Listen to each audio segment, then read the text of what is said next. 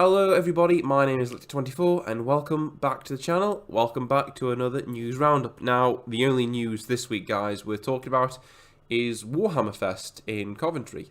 I've left this video for as long as I can because I was concerned that if I did a video when I came back from Warhammer Fest yesterday, that perhaps they might drop some more news or some more information might arise before the weekend was over, so I'd have to go back and make another video. So rather than risk breaking down to multiple videos, I wanted to do one big video to talk about everything that I saw down the event, everything that went down, basically just give you an in-depth view of how I felt the event was in general. I think it's the second time on the bounce that I've been to this event. Last year, when me and my friends went down, it was a lot quieter. It wasn't as many people there as this year. There was just loads more people this year, which is a sign of just how strong the hobby is. Last year we kind of just rocked up to the arena, wandered in, didn't really queue, and then wandered into the first seminar, which was the new releases seminar. This year, when we rocked up to the arena, the queue was going around halfway of the arena, which was absolutely crazy. And then when you got inside, you had to queue again to get seminar wristbands to actually get into the first seminar, and that queue was halfway down the one of the rooms that we were in. So we actually didn't get to see the new releases seminar, the first seminar they did. But in retrospect, looking at what actually was announced, I'm not too fussed about missing that. Not to say there weren't some good announcements. I just feel that this year the event was very underwhelming. And I put that down mainly to my own expectations being a lot higher than they were. And well, we'll go into all that when we actually talk about it. But as to say, the event was good, and we did get some really great things coming towards the hobby. So let's start talking about them. First off, the best part of the weekend that I felt, because this one will impact pretty much the entire hobby. As you know, the hobby breaks down to three main components. You've got your building, your painting, and your playing. And some people love all three. Some people like only one or two of those particular parts. But Games Workshop have now brought out a new paint range, which will, I couldn't believe it when they actually told us about it. Basically, it's one thick coat, and this will give your model or miniatures a shade and sort of a highlight effect all in one. I mean, as you can see from the picture there, I mean, the top picture had the base, the shade, the technical, and it's tabletop ready, and the bottom was just this contrast paint, and then the technical paint, and that's it. It's literally cutting down your painting time by a third in these new paints, which is amazing. I went into the room where they were showing all these off, me and my friends did, and there was a big, several large glass cabinets full of like test armies where you could see the various paints on display, and obviously I went straight to the Tyranid one. Obviously that being my main army, and just showed you how this one paint, I think it was Skeleton Army, I think it was called, this one contrast paint just applied directly to Tyranid's the flesh, gives it that same sort of pale, yellowy flesh tone that High Fleet Kraken, the one I play, has, and it's just one coat. Absolutely fantastic. This is going to make, if you had projects on the back burner, or a backlog of models, or Horde Army, or anything like that, this is going to be a godsend. And for people like me who just aren't that great at painting, this is going to make the hobby so much more enjoyable and accessible. So, going back to what I said about the announcements, I mean, nothing big was announced, but I think looking in hindsight at this new paint range release, this is humongous news. I mean, I can't wait to get my hands on these paints and just to see how easy it is to do. I mean, the one seminar I did get into with my friends was the Science of Paint seminar, where they showed you the process of how they evolved the paints over the years and the testing process they have to go to make these paints. And they showed you a picture of... as an aside, guys, I'm sorry I didn't get any pictures of myself of the event. All the pictures I'm going to grab are just off the Warhammer community website. I tried to get of a camera for the event, but that was just a no-go. And then when I was down there, I was taking pictures on my phone, and they were just awful quality. And I'm like, you know what? It's not worth me just doing all that just to get poor quality pictures. It's something I'll have to work on in the future. But anyway, back to the Science of Paint, the seminar we went to. they actually showed you to get these technical paints or contrast paints or whatever you want to call them done. I think they had to do like 3 or 4 chapters worth of Space Marines. And that's a lot of Space Marines. When you showed you the picture of this table, and there was hundreds of Space Marines on this table, just like slathered in paint, just constantly, one after the other. And they went through tables and tables and tables of this stuff. And it was really, really interesting. I mean, I thought when we missed out on the new releases seminar that I was going to be a bit disappointed. But like I said, on hindsight, I would much rather go into the Science of Paint one, because it's very interesting seeing the testing conditions they go through to make these paints going into rooms with certain humidities. Like, the guy made a joke that they went into like a testing room, they just left the kettle on constantly just to get just to get the humidity up in the room to apply the paints to see if it would have any effect. But yeah, these technical paints, guys, keep your eye on them. They are going to change the game as far as painting your miniatures is concerned, and there are loads of amazing effects you can do. I can't do them justice, just me talking about them. When these paints hit the stores, a lot more people, you're going to see a lot less grey on the tabletop, and that is a good thing for everybody. It's a good thing for the hobby, and it's a good thing for the people like myself who, you know, not so good at painting, but when we do finish something, we get the good feels, and, you know, that's only a good thing. Moving on. Yeah, I thought this was quite funny. In the actual store area of the arena, there was this like huge block of Funko Pops, as you can see there. Just the hundreds of them. I didn't think they were selling that much. I mean, the block didn't seem to go down the more times I swung around to actually go to the sales part of the store. But yeah, Funko Pops, Warhammer 40k, marching ever more into the mainstream of hobbies, which again is a good thing, getting more people into the hobbies. It's great. The Sisters of Baal, they dropped one of the exclusives or previews. The Sisters of Baal model they previewed earlier, when it was just all in plastic, they finally just released that and painted up. Now, this was a little bit disappointing. Me and my friend were talking about this. I would have expected to see a squad of something, or another kind of unit, just to be displayed for the Sisters for the preview. And what we got was basically the same model, just nicely painted. Don't get me wrong, with the paint on this thing, it looks exquisite. But a little underwhelming for what it could have been. What in my mind it should have been, like, say, a squad of something. And, like, say, here's how it looks all put together. Here's the box on the sprue. This is what the box is going to come with. That, I think, would have given people a greater idea of what they're going to be getting in these boxes. But having a nicely freshly painted sister with that amount of detail, I'm sure this thing, obviously, this thing looks beautiful. So if sister armies hit the tabletop looking half as good as this thing, we'll be in for a treat, guys and girls. But yeah, that's it for the sisters. Like I said, a bit disappointed they didn't show more various of sisters, but that's what we got, so that's what we got to live with. What a lot of other people did get, and what other people went absolutely bananas for. Been watching that on a few YouTube videos and reading in a few comments threads and a few posts. Chaos Knights. Now, if you would say to me, what are the likelihood of Chaos Knights gaining their own codex?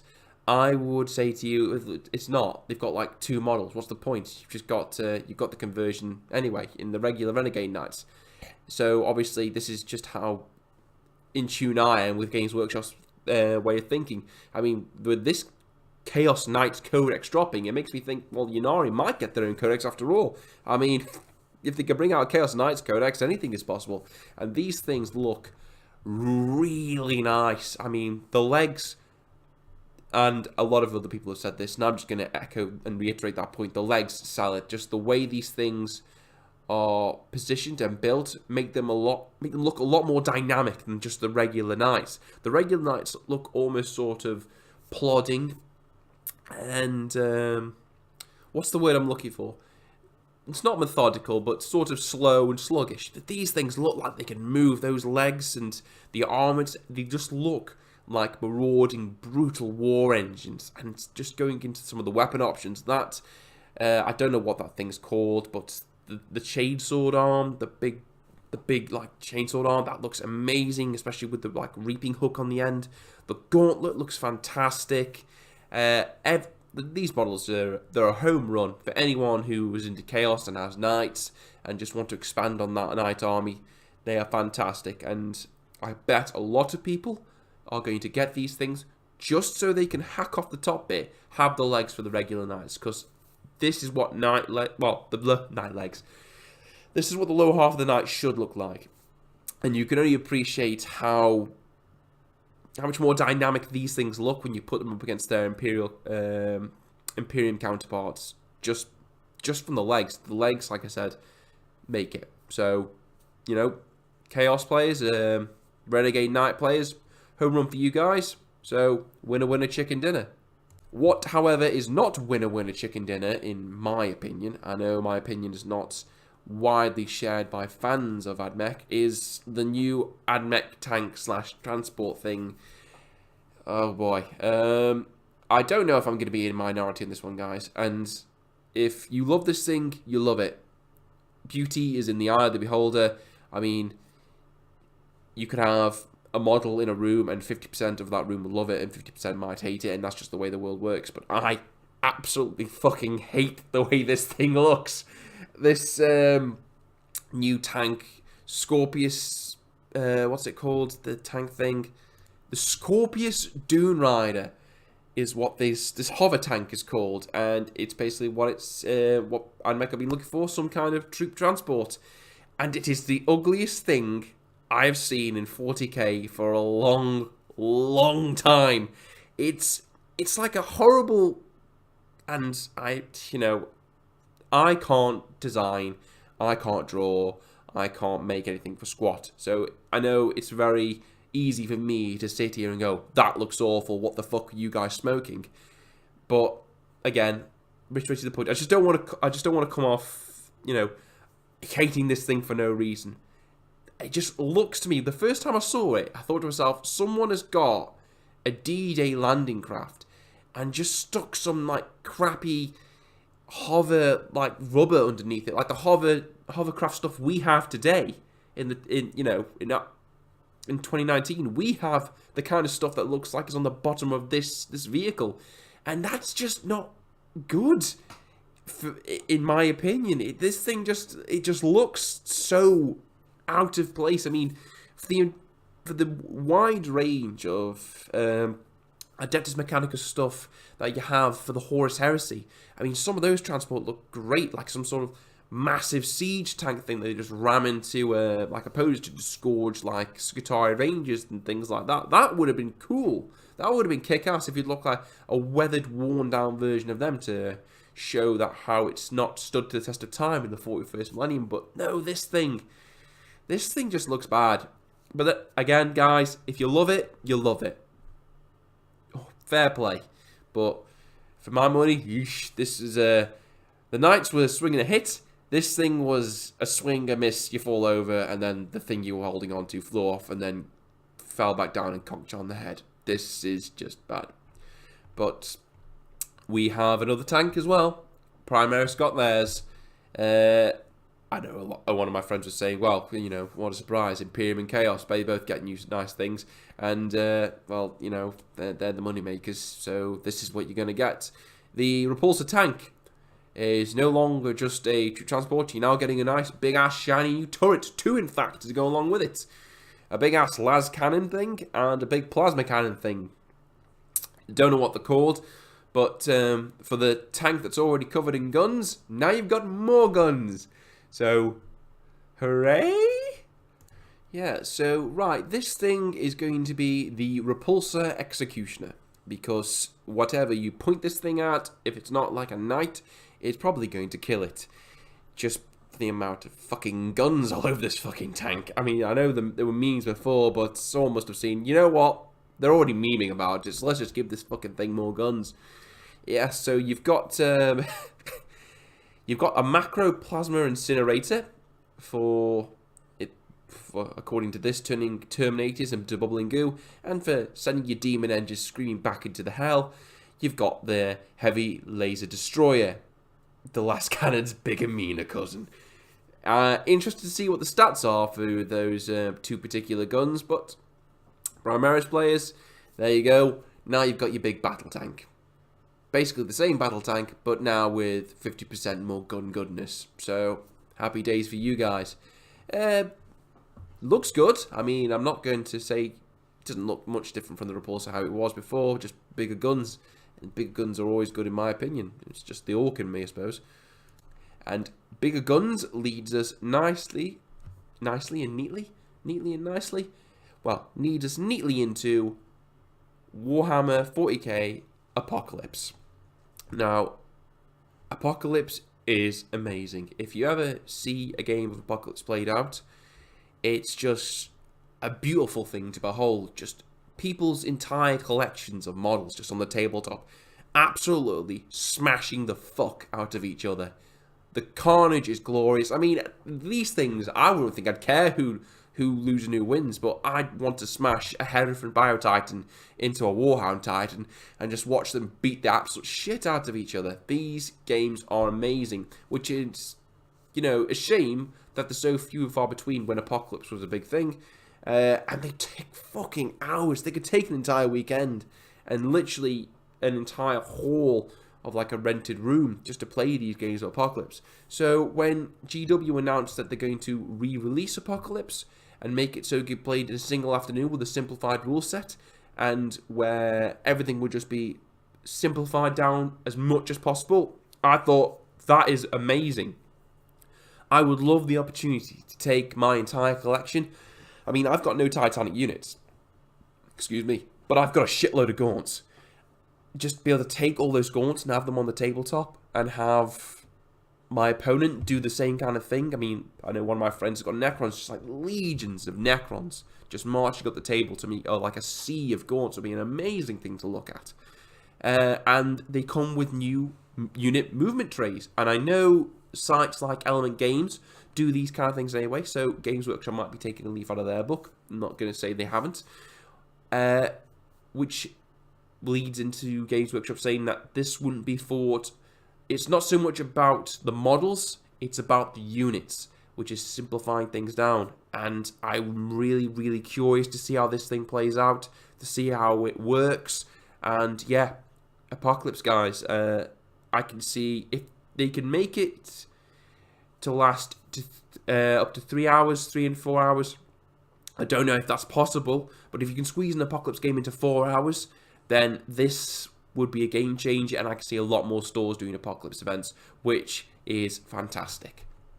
And now, I know I mainly like to talk about 40k, but when stuff for Horus Heresy comes out that is just too good and looks too amazing not to talk about, then, well, I am going to talk about it, obviously, and we have some really nice things looking for the Horus Heresy. Big-ass Titans, cool-looking white scars, captains, all sorts. Starting from the top, as you can see there, you've got, I don't know what that Titan's called, but it's a big beast. I actually saw that in one of the glass cabinets. I think it was painted, I'm not too sure. But yeah, it's a really nice-looking Titan. Great addition to any Adeptus Mechanicus or Mechanicum armies of the Horus Heresy. White Scars, obviously these images were leaked. I think they are lieutenants or captains in the Terminator armor, and the guy just running with the spear. Those images were leaked some time ago. They got a new Leviathan pattern Dreadnought. I think that's Leviathan. These Terminators, the way these are painted with the black colour scheme is just amazing. Looks really good. I think these are going to be new Terminators. A lot of people might be snatching these up for the 30k armies as well. And we had this guy. I don't know what he's called. There we go. Chapter Master Raladorn. I'm butchering that. Not too sure about the wiping the sword thing. I imagine if you're playing this in battle, I don't think he'd take his time to wipe his sword off. That's Blood Angels, though. Some nice units for them. And the Land Speeder. The Kazakin Assault Speeder for the White Scars. And some nice jet bikes. Fantastico. Very nice, guys. Very nice. And a brand new Dreadnought for Blood Angels. And, of course, the Golden Boys, Legion Custodians, get a new dropship. Again, all very, very nice things for you Horus Heresy fans there. And as far as releases go, guys, that's pretty much it for the releases. Oh, to be fair though, I did get to see a look. Did get to look at the new huge like assault drill thing. I'm gonna see if I can find a picture of it. Yeah, the big massive assault drill for the Mechanicum armies for 30k. The Imperial Mole, I think it's called. And that's it there. Did get to look at this thing. This thing is amazing looking. I mean, I thought I was a lucky boy when I got the Tectonic Fragile for G-Steel Cults, but this thing is like, it's bigger. It's dad. This is the Tectonic Fragile's dad, and it's amazing. I want this in my G-Steel Cult army. I want it so bad. Obviously, Mechanicum 30k. This thing would be amazing to mod up as a G-Steel Occult sort of vehicle, coming out from the ground and just disgorging like loads of G-Steels to the heart of the enemy, like a cult hijacked it. I don't know if in the story these things are going to be around in the 40k timeline, but man, this thing is big as well. When you get to see it in the case, I think it's over a foot long. It's the same sort of proportions as the other mechanized, like gigantic guns the Mechanicum has. The huge track lasers. Can't remember what they're called. Thinking about it off the top of my head, but yeah, that is something that I would just love to have as just a scenery set piece as well, like a piece of mining equipment parked up on a yard somewhere. But man, really loving this thing. I love anything like this that gives us a look at the like an industrial side of the 140k universe or the 30k universe sort of thing is something I take a keen interest in, which is what fascinates me a lot about the G-Steel Cults, the way they've subverted a lot of the industrial equipment to use it for war. And if the AdMech are using things like this to just breach into like enemy strong points, you can just imagine of like the huge drills they used to like bore out mountains that can be turned to weapons of war by anyone with that kind of inclination, like orcs or like G-Steel Occult, which would be really amazing to look at. So hopefully when this thing drops, we get to see it nicely painted up, and maybe, fingers crossed, a lot of people will be modding this and kit bashing it to other ends, which is something I'd really look forward to. And of course, one of the last things I saw when I was down there was the result of GW partnering up with Bandai to produce a Space Marine action figure. Now, it wasn't painted. It was pretty much like you see in the picture here. Basically just an action figure for Space Marines, which I thought was really cool. They also had some like little miniature figurines. I can't remember what they're called now, but this action figure is really nice. I can see this thing appearing on a lot of people's shelves and YouTube videos in the future. But yeah, a nice little, again, a little stride into the mainstream that 40k is making, and it looks really cool. With a lot of their other stuff, really. I think as far as exclusives go, guys, as far as the event goes, that's pretty much it. Like I said, at first I was quite underwhelmed at the event, and I put that down to myself being taken in by a lot of the hype leading up to it, because as you can remember, before the event there was a bit of a lull in 40k news. It was almost like we were all holding our breath, and people were doing videos like, oh, White Scars chapter next, Iron Hands chapter next. Saw the Iron Hands, Iron Father, I thought unique model down there as well, that was pretty nice. And yeah, and when we got down there, and it was just, there wasn't any of that stuff. I mean, Knights are cool. I'm sure people are getting excited over the Primaris tank and the AdMech transport, but as far as other big, they're not really on par of like a new chapter coming out, or what a lot of people were saying online, a Primarch. I mean, I could have put money on a Primarch being there. I mean, if you listen to half of the rumours, then it also almost seemed like a done deal, but it wasn't, and I think that's what left me feeling the event left me a bit deflated. Again, until I got back home, sat down and just got models out, just like looking at some of the G-Steel Occult I've got left to finish now, just thinking, you know what? I didn't get anything. So I know some other factions did. Again, European Chaos Chaos Knights, your Primaris Marines, and your Admech. They got a little bit. They got a few things. No big announcements, but the paints on reflection more than made up for that. Just because how much utility they're going to have for me and a lot of other people in the future. I would have, not gonna lie, I would have loved to have seen more from Forge World. Perhaps displaying some new stuff coming for different armies from Forge World. I mean, obviously we've had the tank, we had the 30k stuff, the big drill, which was nice, but I'm not going to. I can't forget the feeling that I had last year when I went, and I looked down the hall and I saw the silhouette of a big sort of Tyranid unit, and I went down there quite excited. It turned out to be the Necron construct, but it was still something like a bone tossed out to the Xenos players that I think Forge will do every now and then. I'm kind of missing out. I suppose this comes down to me being sour grapes. That I didn't get anything, so I felt a bit deflated. But I know I wasn't the only person to share that opinion, that the event was a bit lackluster in itself. Again, I put that down to perhaps me buying into a lot of the hype that was generated before then. And to be fair to Games Workshop, I don't think they did a lot of it. Games Workshop are fortunate in having a community that can whip themselves into a frenzy. Games Workshop don't really need to do anything.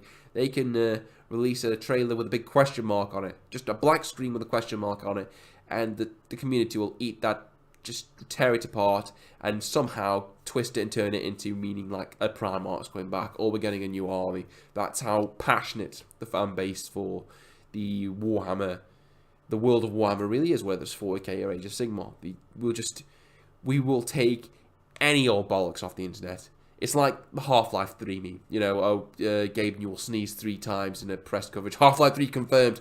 Our community is very much the same. We can have any old rumour come out and we could fucking... Oh, well, that obviously means fucking Sanguinius is going to come back. What are you, some kind of idiot? And, again, I bought too much into that. And the event left me feeling a bit deflated at the start. But looking back on it now, like I said, quite happy with what I saw there. Quite happy with going down there. It was a nice day out. Got to see some cool things. I was going to pick up an actual new Forge World tile to accompany the one I've got right now to build up my board a bit more. But they didn't have any down there, which was a bit of a letdown. But hey, save myself 80 quid there. I mean, they're not going to go anywhere, are they? And yeah, Sunday rolled around, and today was the Golden Demon, and there were a few little announcements of that I think is worthwhile talking about, or just to touch on very lightly. They announced the Everchosen, which is a global Warhammer painting competition. Global. That is great. When you can pull from a global community, just think of the amount of amazing paint schemes we're going to see through this. Think of how much inspiration people are going to get when they see this on the Warhammer community side, see some of the examples of some of the paint jobs coming in, some of the dioramas, some of the modelling, the creative energies generated from this painting competition. It's going to be enough to have a load of people just jump back in, finish the painting, you know, clear their backlog, get new stuff, and it's great. It's absolutely fantastic. And not only that, Golden Demon is going back to the USA, which is great. Golden Demon hasn't been in the USA for fucking ages. And now it's heading back to our cousins over the water, and they can have a stab at winning one of those nice, shiny, big trophies so they don't have to come over here and, you know, stand around in all the shit weather we have. They can stay over there in the nice weather, for the most part, and win the nice, pretty thing.